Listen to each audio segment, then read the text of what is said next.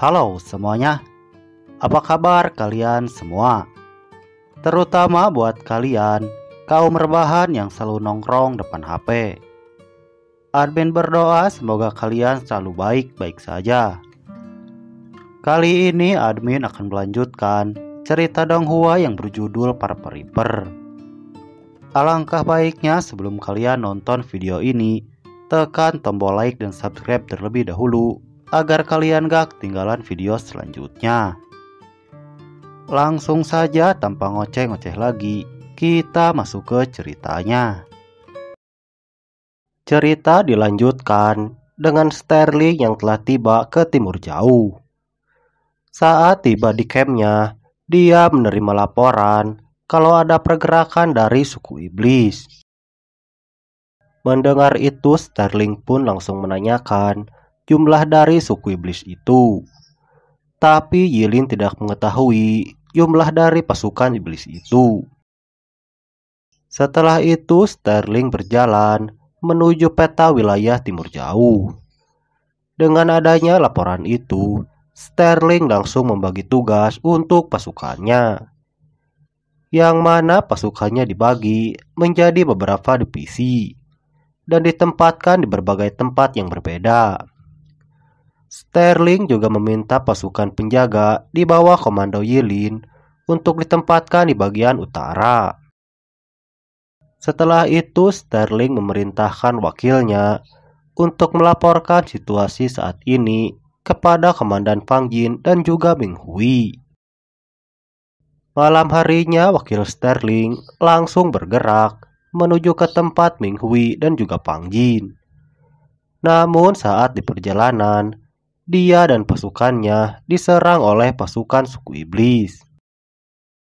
Melihat pasukan suku iblis menyerang, dia memerintahkan pasukannya untuk menerobos, sehingga terjadi pertempuran di antara pasukannya dengan pasukan suku iblis.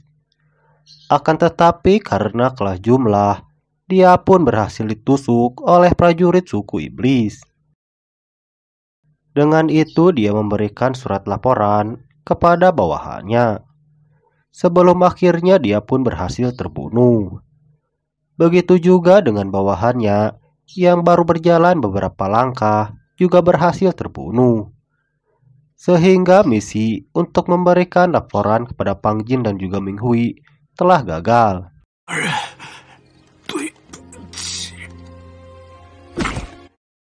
Sementara itu di camp pasukan bendera hitam, terlihat dua prajurit yang sedang berpatroli.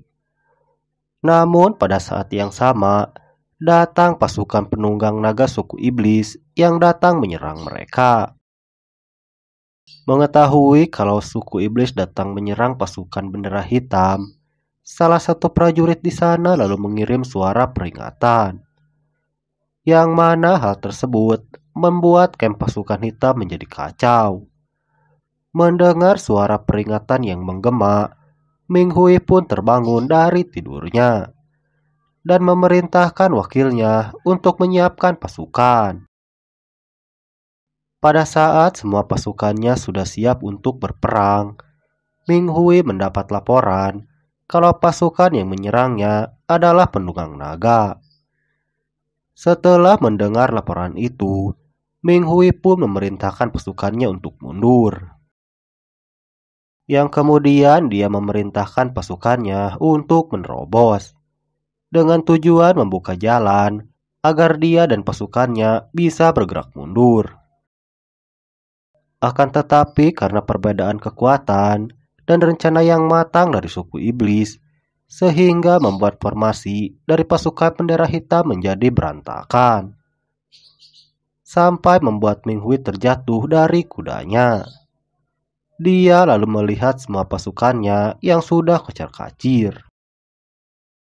Pada saat itu juga datang bala bantuan dari suku iblis, sehingga membuat pasukan bendera hitam menjadi semakin terpojok.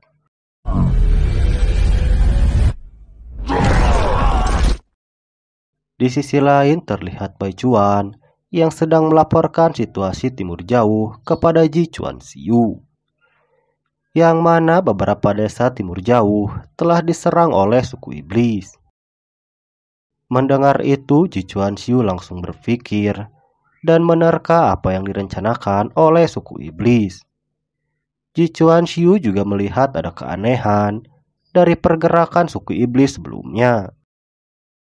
Setelah berpikir beberapa saat, Ji Chuanxiu pun memutuskan untuk pergi ke Iben dan bergabung dengan pasukan pusat.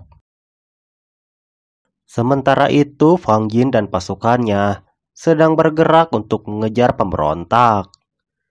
Saat itu, wakilnya yang bernama Meng He bertanya mengenai rencana Fang Jin setelah sampai di kota Warin.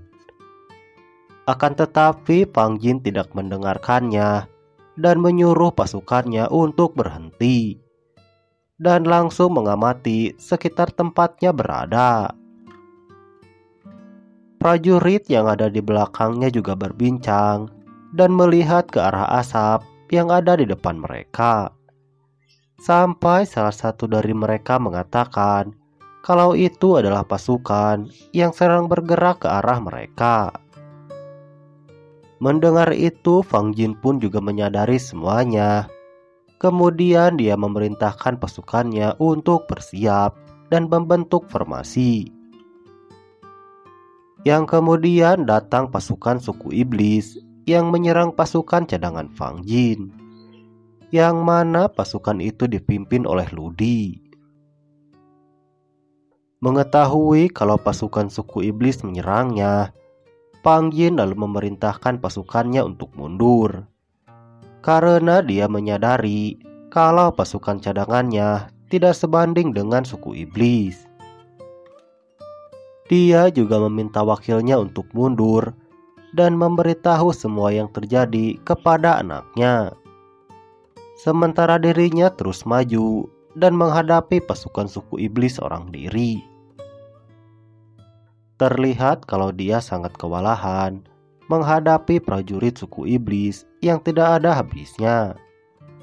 Dia juga terus menerima serangan bertubi-tubi dari pasukan suku iblis. Sampai pada akhirnya, Fang Jin pun tidak bisa bertahan dan bisa dikalahkan oleh pasukan suku iblis, yang membuatnya harus gugur di medan peperangan.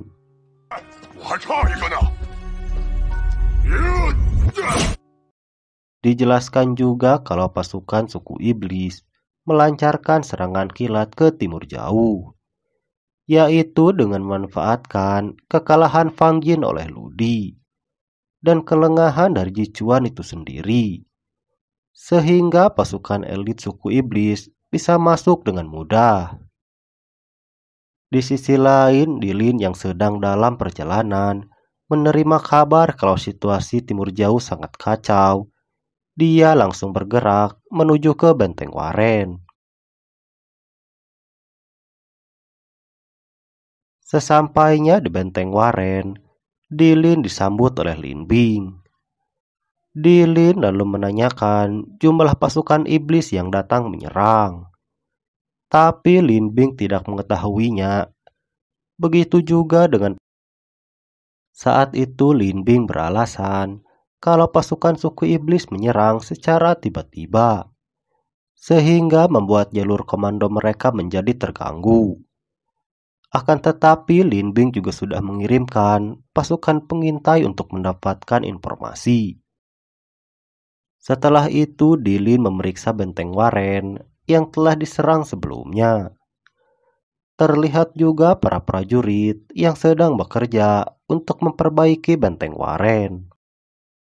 Melihat bagian depan benteng sudah hancur, Dilin lalu menanyakan waktu perbaikan benteng Waren kepada Lin Bing.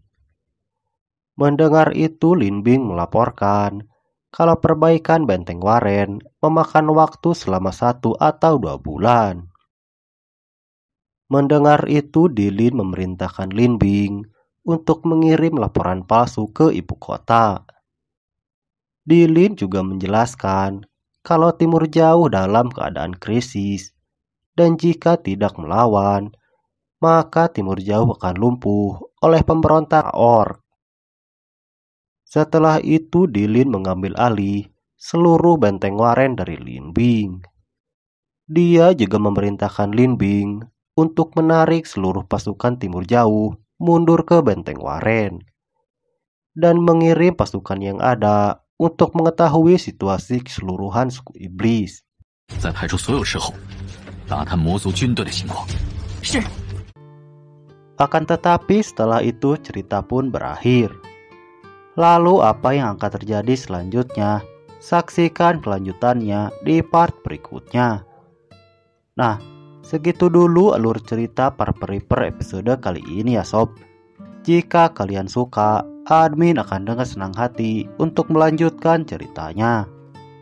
Jangan lupa tinggalkan bacotan kalian di kolom komentar agar channel ini bisa terus berkembang, dan sampai jumpa di video selanjutnya.